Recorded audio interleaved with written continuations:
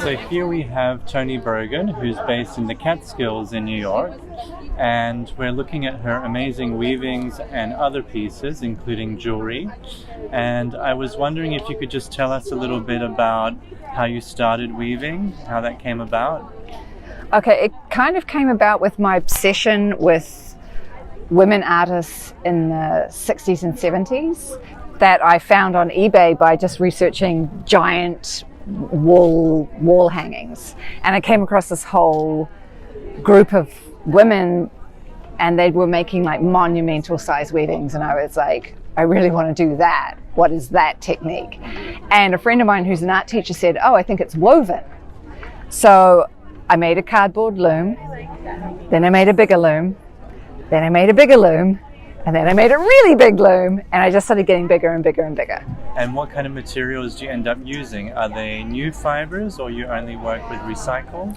I try to make most of my pieces out of like probably 80% recycled. I've been slowly increasing that number as the thought of like textiles and landfill. So I get a lot of stuff from the library. I ask my friends, if you're throwing something out, don't throw it out, give it to me. It doesn't matter what condition it is. I can dye it, I can cut out whatever. And so I can make my own rope out of any kind of fabric, really.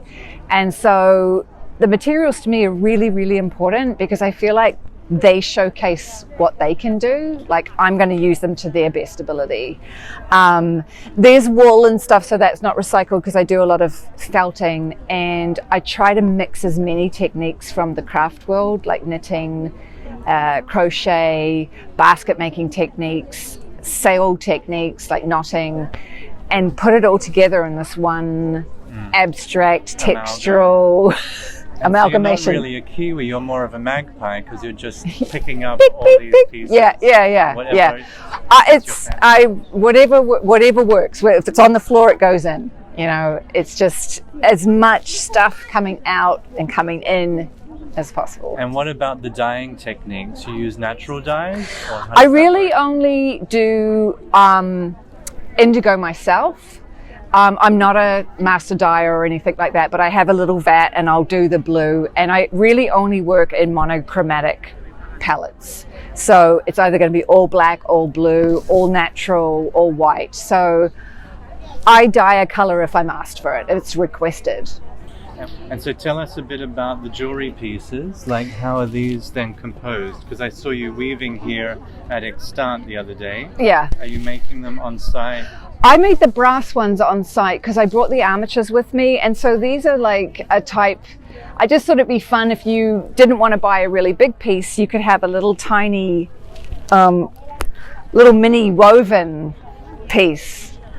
And so I designed the brass armature and had then a small artisan in Thailand made them.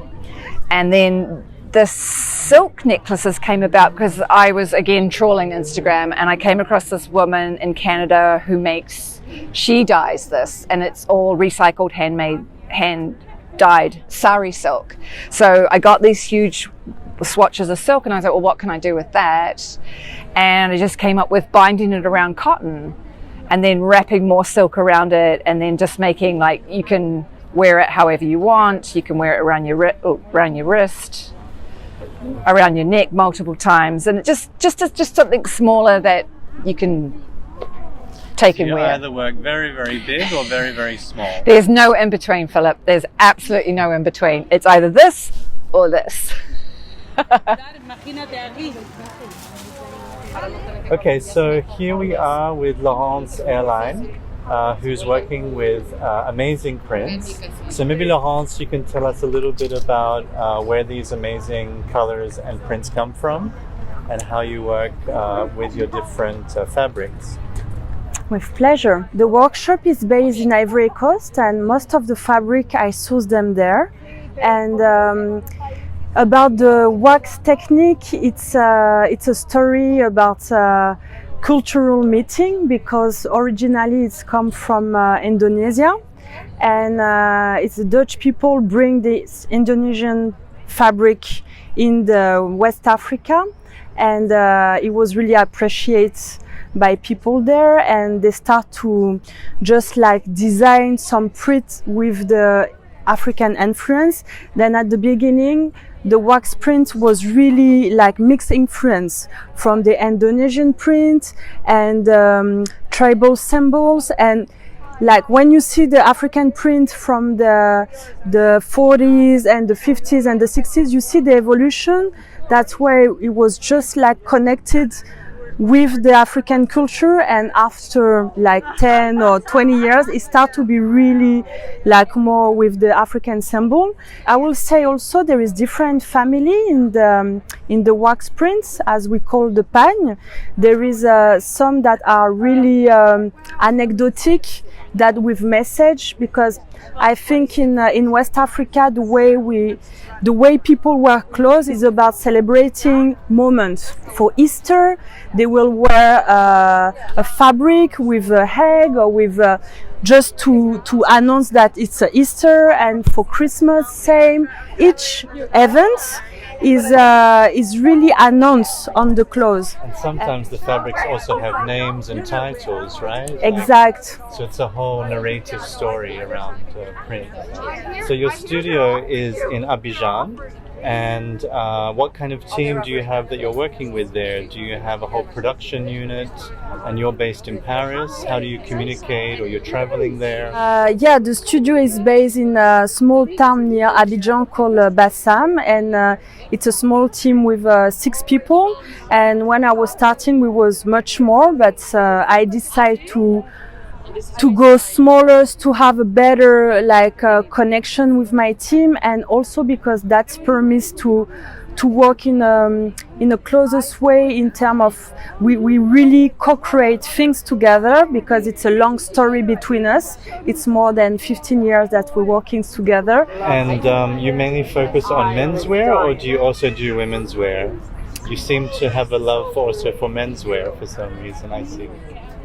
Yeah, I think the workshop is specialized in shirts. Then that's why also I continues for menswear. But I think what I propose is more unisex, even if I have a proper collection for men, and now I start to also develop the woman. But most of the shape can be unisex. Then because I think it's a really typical. It's like colorful, and is about like really graphic, and I really try to make like meeting between culture, influence, color. The point of my design is really to make a meeting between things, and after the shape are quite like as a uniform, then just if you like just the uniform aesthetic, you can find your way. Yeah. Well, one of our initiatives is called Talking Textiles, because we want to talk to people about creative textiles, but also textiles which speak for themselves. So I think your work is really talking by itself. So thank you, and thank you for talking to us. Pleasure. So here we are with the amazing and talented Anna Lamarta, who's my favorite hat maker in the world, of course. So I just wanted to ask you a few questions about your amazing work. First of all, how did you get into this profession? Where did you study, or who taught you this? Well, I'm an art historian, and also I started as a collector of hats. I collected hats from the 1860s to the 1960s. And a friend suggested me to make an exhibition on the history, on something, and I thought, okay, a history of hats from those years, because I have the pieces, and I'm a researcher, so I did the research project, and then I thought that it could be interesting to know how to make them.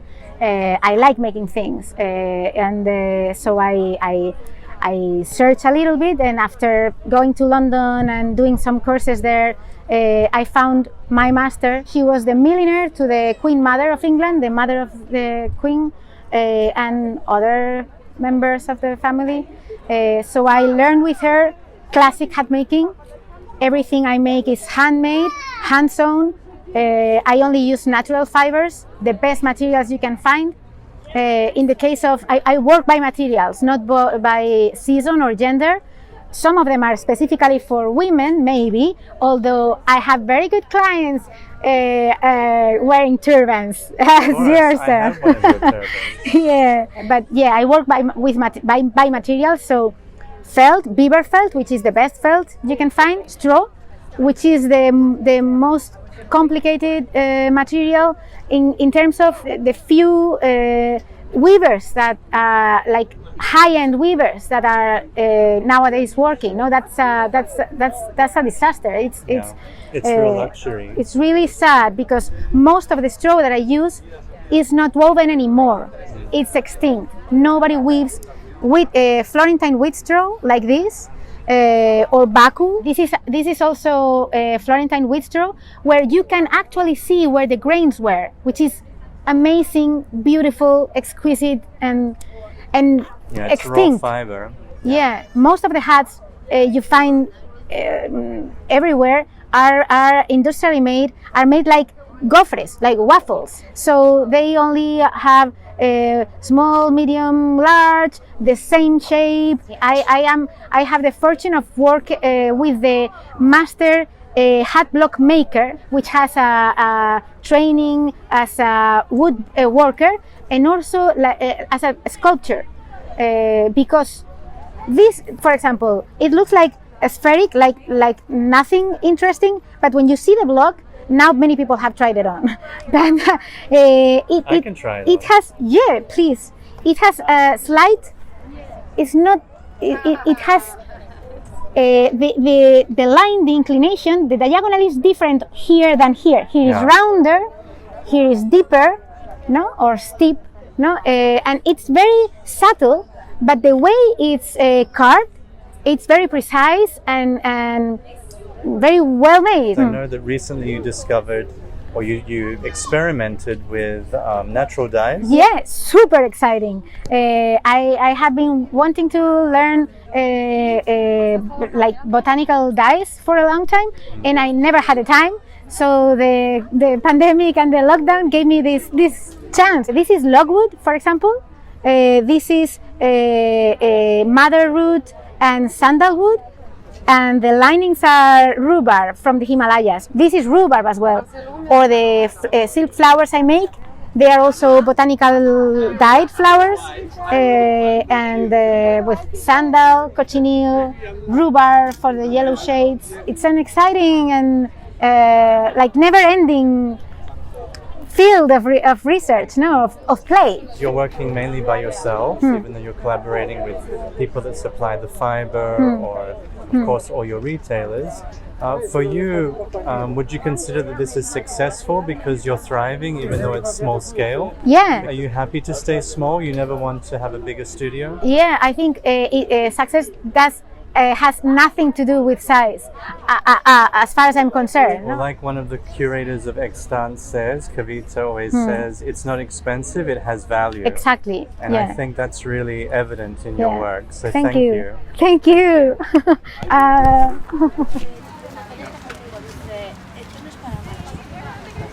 So here we are with Sami Brandy, who's here from and this is an amazing Bogolon project that you've been working on for 1.5 years in Mali. Yes. So can you tell us a little bit about how it's made and the whole process? Yes. So when the first time when we came to Mali, we looked at the Bogolon, how it's been made traditionally, because this is a craft which has been passed on from generation to generation. So originally they would make these bandes, stitch them together, and then have a beautiful sign language on it, and make it into like a jacket or a blouse or something that the men could wear during their hunts when they were going out. Like a ceremonial thing? Like a ceremonial thing, but also as a protection. So first the cloths are washed in medicinal herbs. Then we get mud from the river Niger, which is running through Mali. And all the totems, so all these pieces are being hand painted with mud, then dried in the sun, and after it's washed. So, do you want to hold it up? Yeah. And so these are in the form of a totem. They're Yes. wall hangings. Yes. Which is another way that it's charged with so much energy because of this sort of totemic shape. Exactly. Do people fall in love with them? And I guess they're very popular. Yes. People very much fall in love with them, and they mix the different sizes. We have 3 sizes. And then, of course, there's the name, which everybody always wonders about. So why was this name chosen for this project, this AAAA? So AAA means Atelier Autodidact Anti-Algorithm. Autodidact because we are basically working to have the artisans be self-supportive, so autodidact. Yeah, they're self-taught and they're self-sufficient. Exactly. So also we don't have to be there that much to have them work on this project because, yeah, as you say, they're self-sufficient and they can very well work on their own. Anti-algorithm is basically because every piece is unique. They're all handmade. Yeah, so it's the opposite of AI. Exactly. Yes. Yeah. Fantastic. So here we are with Daniel from Studio Daniel Costa and his amazing and beautiful natural dye rugs and textiles from Nepal. Tell me, Daniel, why did you want to get into yak? How did you first come into contact with yak? It's actually a technique that took me to Nepal. We have a woven and felted textile back in the mountains where I come from. It's called a loden, and this is worn by hunters to go up in the mountains during the winter. And I figured out there is a woven and felted textile also in Nepal.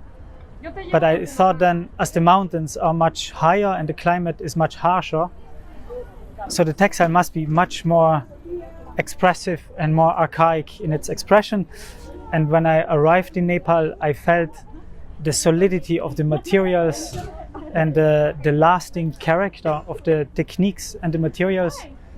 And this with the fascination of the mountains. And then this is really where this fascination for this animal comes from. It's so before I started to work with the fiber, I had to meet the animal. So I think the base fascination is really the mountain and the challenging life it brings along. And then in the opposite, but also in its necessity, it brings along this incredible fiber, which can be so soft and so warm, and which in Nepali culture is also almost like not a holy, but a very, very precious and valued and honored material.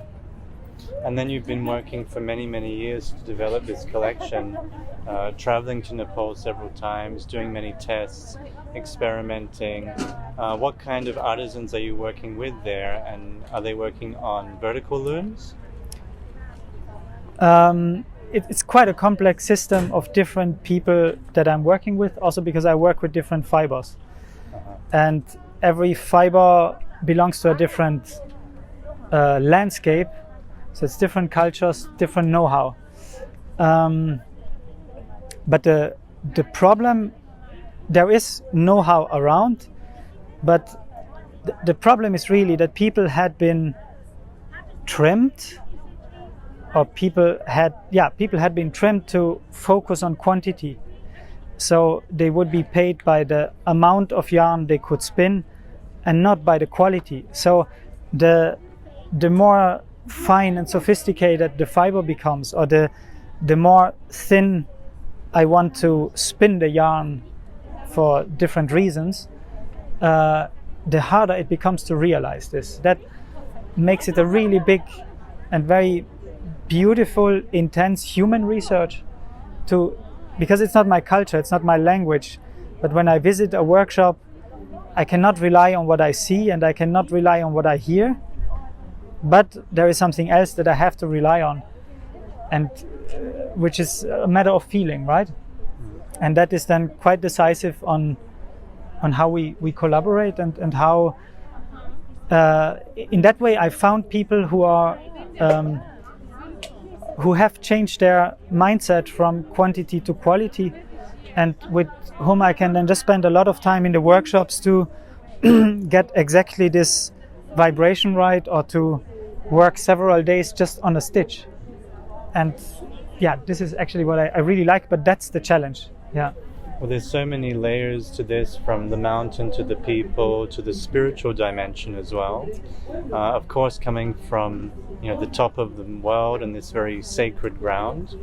I guess that you feel that each of these pieces is embedded with some form of spirituality, or not? There is a lot of life in it. Yeah. So I think we can say it's spiritual, because it has spirit, but it's not only spirit, it's also life. It's just really Soul. Yeah, it has everything, and I think then spirit and soul and everything is just maybe part of life. But the effort is really high. It's my own effort, and it's the incredible effort of the herders to live in these conditions.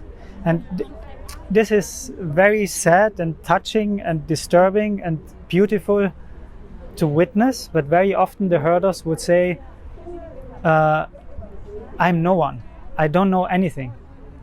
And yet they can survive up there and herd these animals and fight the climate, know how to eat, what to eat, how to harvest things, how to read the climate, the seasons. It really only works because many people put effort in it. That is what makes it alive. And I think especially in this textile, it really sums it all up, I think, because it's the most simple weave. It's just a plain basic weave, but the yarn is so rich in its different materials, in its pollutions, in its irregularity. Yeah. And so my aim is actually to make a textile which doesn't need a pattern, and it's without pattern fully alive. So it's really in the yarn or in the fiber. That is my research, I would say. It looks so simple, but in fact it's so complex. Yeah, it's alive. Yeah. So we're here with Christina Chapulova, and she's going to tell us a little bit about her amazing and beautiful work. How did you start off as a textile designer? So it was in the beginning I studied textiles in Slovakia, in Academy of Fine Arts in Bratislava, and then I was traveling abroad, and I got many working experiences as a weaver, as a designer, and then I decided to come back to my roots, to the village I come from, and I knew that it was surrounding me since I was small. I grew up there, so I was always surrounded by folklore clothing, and I always remember the feeling when I was wearing folklore garments. So the feeling is different. You have something you really appreciate, and you feel that you are suddenly having something special on you. And I wanted to get this fascination by creation of these collections to more people. So it's basically all about bringing the fascinations from craftspeople dedicated to the technique into the modern world, because that's what we really need, I think. Because the feeling in a garment can influence how you behave, what you want to do, And so do you make everything in your studio, or do you work with other artisans? How is the making process? Yes, so I have an atelier in Bratislava, and I travel back home and meet the crafts ladies there, because they all are from the nearby villages. So, for example, the lady I worked with macrame, she's the last macrame expert. She's 85 years old. Wow. Then there is a lady, Valeria Giurosieva, who's making the shoes. Yeah. And also she taught me how to make them. So she's actually the last lady doing this. And the look of it is very traditional, but it still look for me very contemporary. And the shoes are made from corn husk. So every little leaf is hand spun in a long thread. And the upper part is made already on the wooden mold. So that's why it keeps the shape. And the lower part, the platform, is from a braided long thread. So it's a very laborious process. The corn husk is a waste material itself. So basically the shoes, it was for the poor people, they were creating their shoes by themselves in past. But it looks so like haute couture, you know. It's like with the Japanese boro textiles that they were actually keeping them for generations, and that now they have a value of like gallery pieces. Yeah. It was a poverty people. Well, in a way, you're keeping these like almost extinct artisans alive through your work, which is quite amazing. But your color palette is very light and neutral. Yes. Is this because you want to express the natural fiber in its raw state? Yes, and as well, I didn't want to start to do a lot of decorations. You know, so many people inspired by like folklore, they focus on colors, decorations, and this wow effect. I wanted to go deeper about like philosophy of making, how you can create like the whole images, not only like garments, but like how you wearing something fits to the landscape, where it is all from.